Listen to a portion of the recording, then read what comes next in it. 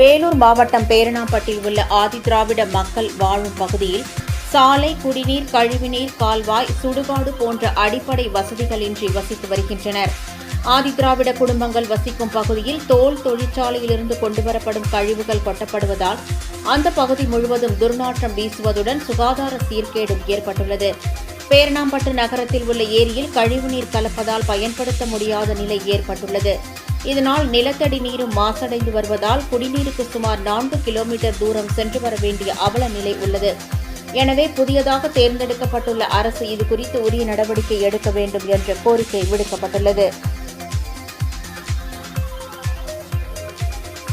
ஆட்சிகள் மாறி மாறி வர்றாங்க. ஆனால் ஏழைங்களுடைய திண்டாட்டம் இன்னைக்கும் திண்டாட்டமாக தான் இருக்கு. குடி தண்ணீருக்கு நாங்கள் அல்லோலப்பட்டுன்னு கிடக்குறோம். ஆனால் அரசாங்கம் சொல்லுது, என்ன சொல்லுது, உங்கள் ஜனநாயக கடமையை செய்யுங்க, ஓட்டை போய் போடுங்க. போட்டுட்டோம். எங்கள் குறைய நாங்கள் யாருக்கிட்ட கேட்கறது? ஆட்சியில் உட்காரவங்ககிட்ட கேட்கணும். அவங்கள கேட்க போனால் பார்க்கவே முடியறது இல்லை. யாரை போய் பார்க்க முடியும்? நாங்கள் அப்பாயின்மெண்ட் கிடைக்குமா எங்களுக்கு? சிஎம்ஐ பார்க்க, கவுன்சிலை பார்க்கறதுக்கே முடியல எங்களால். நாங்கள் எங்கே போய் சிஎம் போய் பார்க்கறது? சொல்லுங்க, யாருக்கிட்ட போய் எங்கள் குறைய நாங்கள் சொல்லி அழுகுறது? ஒரே குறை ஆண்டவங்கிட்ட தான். இனிமேல் ஓட்டு ஆண்டவனுக்கு தான் போடணும், வேற வழி இல்லை. ஆண்டவனுக்கு தான் ஓட்டு போடணும். நாங்கள் மக்களுக்கு போட்டு எத்தனை காலமாக போய் எம்ஜிஆர் காலத்துலேருந்து போட்டுனுக்குறோம் ஓட்டு. எம்ஜிஆரும் போய் இத்தனை வருஷம் ஆகி போச்சு. மனுஷன் இருந்தப்போ நல்லது செஞ்சார், அவர் போயிட்டாரு. அவரோட நல்லதும் போயிடுச்சு.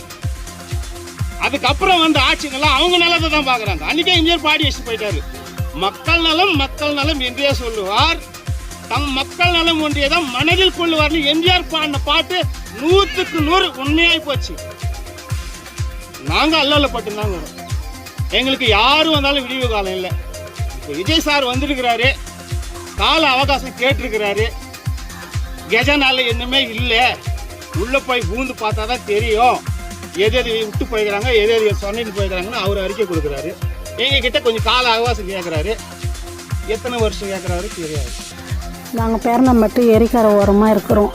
எங்களுக்கு இங்கே வந்து ரோடு வசதி இல்லை, ரோட்டில் ஒரு கரண்ட் இல்லை. மழை வந்தால் எங்களுக்கு நடந்து போகிறதுக்கு வழி இல்லை. ஷாப்பு தண்ணியெல்லாம் வந்து திறந்து விட்டுறாங்க.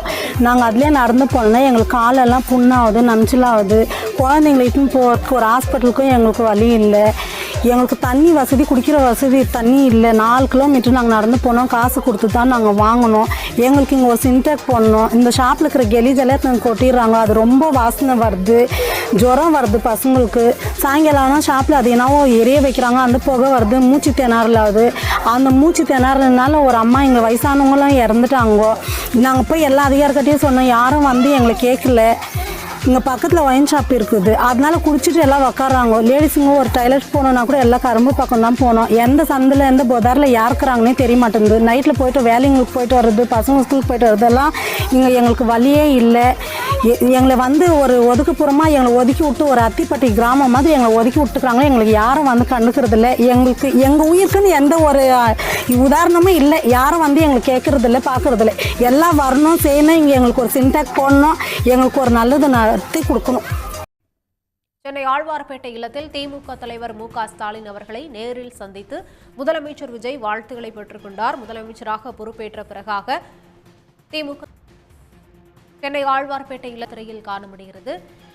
முதலமைச்சர் விஜய் திமுக தலைவர் மு க ஸ்டாலின் இல்லத்திற்கு நேரில் வந்து அவரிடம் வாழ்த்து பெற்றுக்கொண்டார்.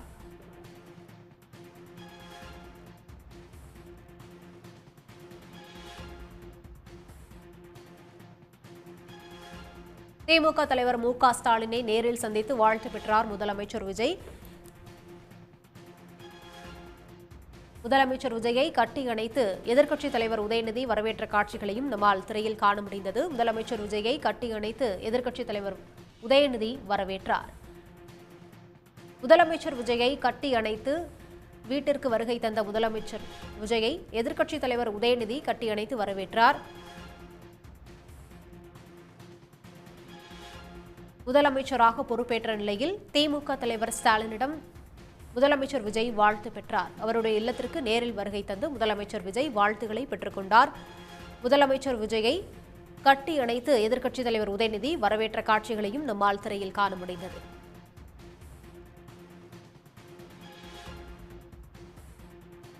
தற்போது திமுக தலைவர் மு.க. ஸ்டாலின் அவர்களுடன் முதலமைச்சர் விஜய் அமர்ந்து உரையாடி கொண்டிருக்கக்கூடிய காட்சிகளையும் நம்மால் திரையில் காண முடிகிறது. முதலமைச்சர் விஜய்க்கு பொன்னாடை அணிவித்து பூங்கொத்து கொடுத்து வாழ்த்து தெரிவித்தார் திமுக தலைவர் மு.க. ஸ்டாலின். வாழ்த்து பெற வந்த முதலமைச்சர் விஜய்க்கு பொன்னாடை அணிவித்து பூங்கொத்து கொடுத்து வாழ்த்து தெரிவித்தார் திமுக தலைவர் மு.க. ஸ்டாலின்.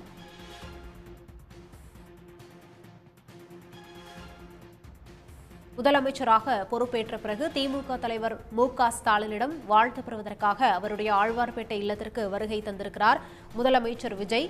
அவருக்கு பொன்னாடை போர்த்தி திமுக தலைவர் மு.க. ஸ்டாலின் வாழ்த்து தெரிவித்தார். முதலமைச்சர் விஜய்க்கு பொன்னாடை அணிவித்து பூங்கொத்து கொடுத்து வாழ்த்து தெரிவித்தார் திமுக தலைவர் மு.க. ஸ்டாலின். வாழ்த்து பெற தனது வீட்டிற்கு வருகை தந்த முதலமைச்சர் விஜயை கட்டி அணைத்து வரவேற்று அவருக்கு வாழ்த்துக்களை தெரிவித்துக் கொண்டிருக்கிறார் திமுக தலைவர் மு.க. ஸ்டாலின். அந்த காட்சிகளை நம்மால் காண முடிகிறது. இருவரும் அமர்ந்து உரையாடி கொண்டிருக்கக்கூடிய காட்சிகளும் திரையில் காண முடிகிறது. முதலமைச்சர் விஜயை கட்டி அணைத்து திமுக தலைவர் மு.க. ஸ்டாலின் வரவேற்றார். முதலமைச்சராக பொறுப்பேற்ற பிறகு வாழ்த்து பெறுவதற்காக திமுக தலைவர் மு.க. ஸ்டாலினின் ஆழ்வார்பேட்டை இல்லத்திற்கு முதலமைச்சர் விஜய் வருகை தந்திருக்கிறார். மாண்புமிகு திரு எடப்பாடி கே பழனிசாமி.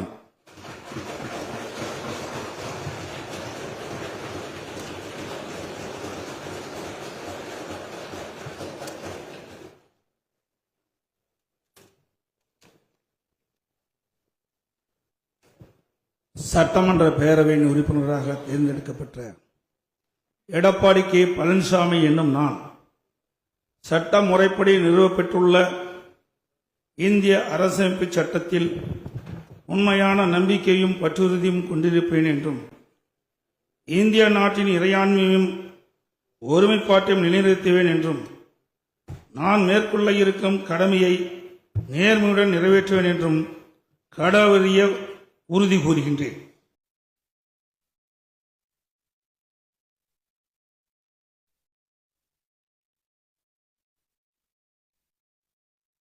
சட்டமன்ற பேரவை உறுப்பினராக தேர்ந்தெடுக்கப்பட்ட தாகிரா என்னும் நான் சட்ட முறைப்படி நிறுவப்பெற்றுள்ள இந்திய அரசமைப்பு சட்டத்தில் உண்மையான நம்பிக்கையும் பற்றுறுதியும் கொண்டிருப்பேன் என்றும் இந்திய நாட்டின் இறையாண்மையும் ஒருமைப்பாட்டையும் நிலைநிறுத்துவேன் என்றும் நான் மேற்கொள்ள இருக்கும் கடமையை நேர்மையாடவும் நிறைவேற்றுவேன் என்று மூலமாக உறுதியளிக்கிறேன்.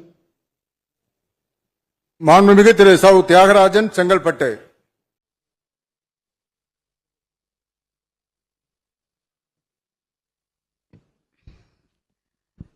சட்டமன்ற பேரவையின் உறுப்பினராக தேர்ந்தெடுக்கப்பட்ட கா. சிந்து என்னும் நான் சட்ட முறைப்படி நிறுவப்பெற்றுள்ள இந்திய அரசமைப்பு சட்டத்தில் உண்மையான நம்பிக்கையும் பற்றுறுதியும் கொண்டிருப்பேன் என்றும் இந்திய நாட்டின் இறையாண்மையும் ஒருமைப்பாட்டையும் நிலைநிறுத்துவேன் என்றும் நான் மேற்கொள்ள இருக்கும் கடமையை நேர்மையுடன் நிறைவேற்றுவேன் என்றும் உளமாற உறுதி கூறுகிறேன். மாண்புமிகு திரு கி. சிவகுமார், பெரம்பலூர்.